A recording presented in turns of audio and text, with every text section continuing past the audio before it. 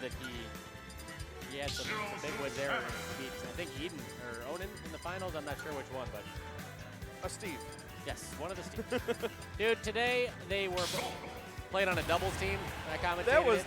disturbing to watch. And, well, the hard part was they named themselves. One of them was like, I can this. The other one was, I can that. And they were both teams. I had to turn around and be like, which one are you guys? Well, if I'm not mistaken, Eden plays Alex typically. Yes. But right now we're seeing Doorstop playing as CSS and Dufaux playing as Shulk here. We actually got quite a good amount of Shulks here in top 8, or not top 8, but the top side of top 48.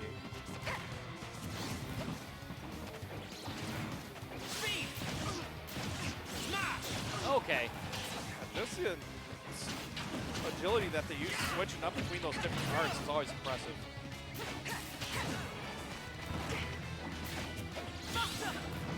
Buster out. Get through a little combo damage down here. Barely missing that laser weapon. Shield coming out in time, just enough for the gap. Man, that's one of the most frustrating things about playing Shulk. It's like a lot of these firms that work on the wrestler cap are invalidated by that shield. Just the get out of jail free buttons. Yep.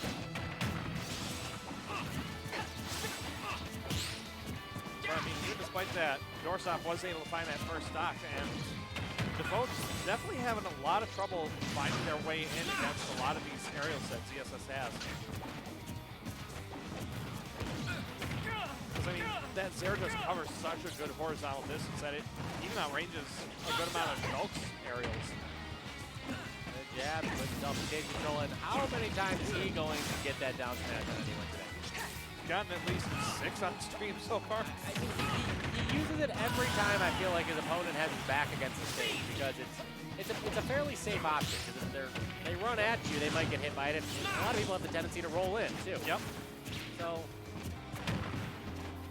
There we go, but Doorstop's definitely doing a great job of just controlling the pace of this and calling out a lot of these options at the ledge.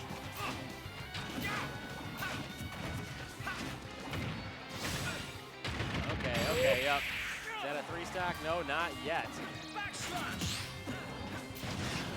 Well, there we go. Finally using the get-up attack to force Doorstop away from the ledge.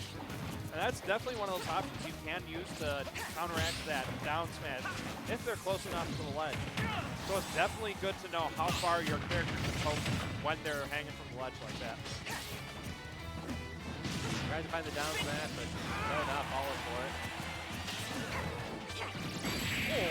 Good call out of that jump there with the up smash. Gonna cover a lot of space and cover that final stock. So Doorstop's gonna be going up 1-0. Man, Dufaux just didn't look like he had any answers for what was going on. Yeah, I mean, you can either get speed to be able to counteract the ZSS movement, or jump to try and be able to deal with it as well. But the problem is, it feels like ZSS has both of those on her at the same time. Yep. So you're essentially always playing down a card against her. So going into game 2 here, looks like we're getting serious. Taken off the shirt. Did he? Yeah, he took his shirt off. That's kind of funny. Yep. It's always interesting hearing what players do with skin situations like these. If this truly is like the, oh, I'm getting serious now, taking off the shirt, skin change for the character. But shirt or no shirt, those ledge guards are going to be brutal. Still getting smacked around here.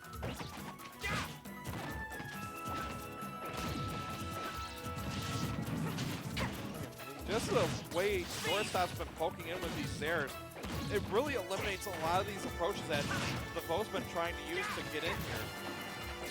Like that right there. I mean, Dufaux has had, I think when you are Shulk, you're used to winning some of those interactions when you push through with how big your disjoints are. Yeah. But with CSS, that Zair just reaches so far and lasts so long, honestly, that it's hard to find your way past it, even with that giant disjoint. I mean, yeah, if you're gonna punish that, you're gonna have to call it out. You're gonna have to be jumping over it. You're not gonna. Yep. Even if you get into shield or if you get in and you spot dodge, you're not gonna have to talk much time or much room to do much with it. Yep. Oh, had the counter ready, but option going to connect there, so Dufault's going to be able to get back on stage, but are they going to be able to get the edge guard? But across the world recovery underneath the stage there, going to be able to allow Doorstop to get back here. Well, I really like that option because I think he saw that the Smash Finado came out and he said, hey, whatever, I'll time you out a little bit. No Smash Finado needed for that one. Buster Arc going to come out here. Doesn't look like they're going to get too much of a chance to use it, though.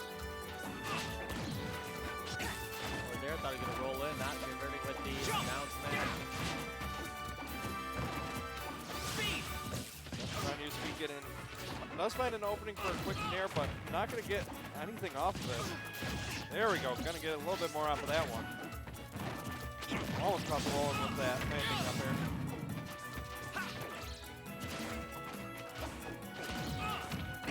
Oh, yeah.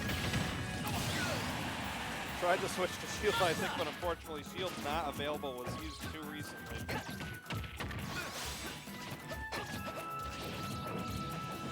There we go. Missing the grab. Yep, so Oh, it will capitalize a little on it.